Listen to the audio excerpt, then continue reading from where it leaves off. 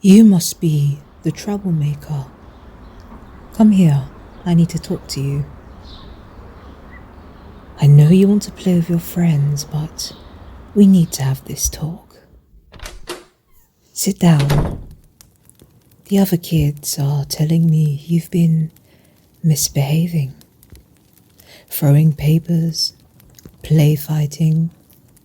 You even pushed one girl down the stairs. And you've been skipping class. What's all this about? You don't want to talk, huh?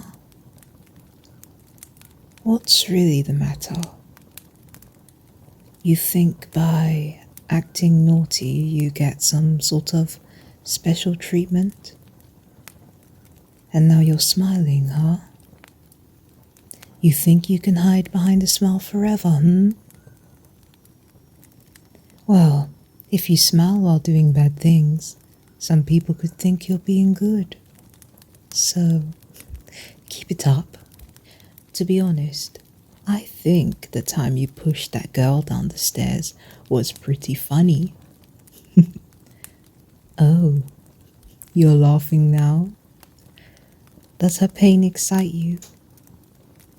And I think you make the class pretty entertaining with those papers. Have you ever wrapped a paper in a pebble and thrown it? I'm not saying try it, but people get pretty mad when you do. You're a good kid. I just think you're just misunderstood, But enough about all that, okay? Do you know this book? The Nameless Monster. Come, sit on my lap. I'll read it to you. Once upon a time, in a land far away, there lived a nameless monster. The monster was dying to have a name. So the monster made up his mind and set out on a journey to look for one. But the world was such a large place. So the monster split into two and went on separate journeys. One went east and the other headed west. The one who went east came upon a village. There was a blacksmith who lived at the village entrance. "Mr. Blacksmith, please give me your name," said the monster. "I can't give you my name," replied the blacksmith. "If you give me your name, I'll go inside you and make you strong," said the monster. "Really?" said the blacksmith. "If you make me stronger, I'll give you my name." The monster went into the blacksmith. The monster became Otto the blacksmith. Otto was the strongest man in town.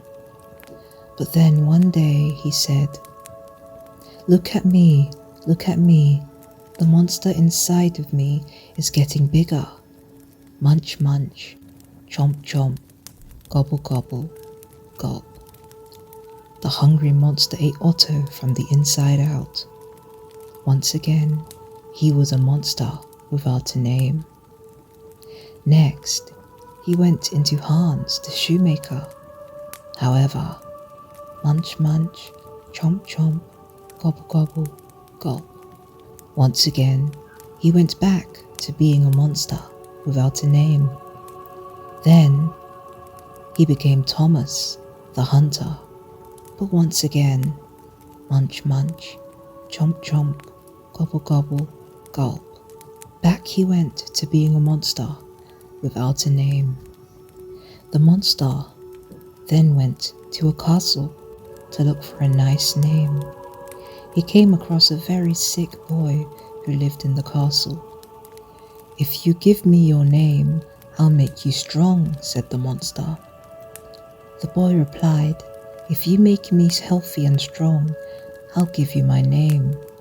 So the monster jumped right into the boy, and the boy became full of vigor.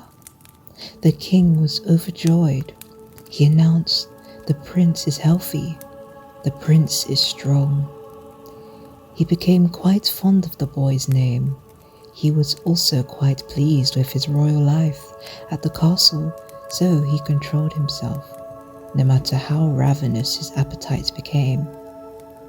Day after day, despite his growing hunger, the monster stayed put inside the boy.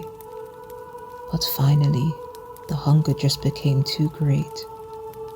Look at me, the monster inside me has become this big. The boy devoured the king and all the servants. Munch, munch, chomp, chomp, gobble, gobble, gulp. The castle was lonely now, with everyone gone. The boy left on a journey. He walked and walked for days, and then one day, the boy came upon the monster, who had gone west. I have a name, and it's a wonderful one, but the monster who went west replied, Who needs a name? I'm perfectly happy without one. After all, that's what we are, nameless monsters. The boy ate up the monster who went west. At last, he had found a name, but there was no longer anyone to call him by it. Such a shame, because Johan was such a wonderful name. I'm going to stop there because you need rest. I'll tuck you into bed. Sweet dreams, little monster.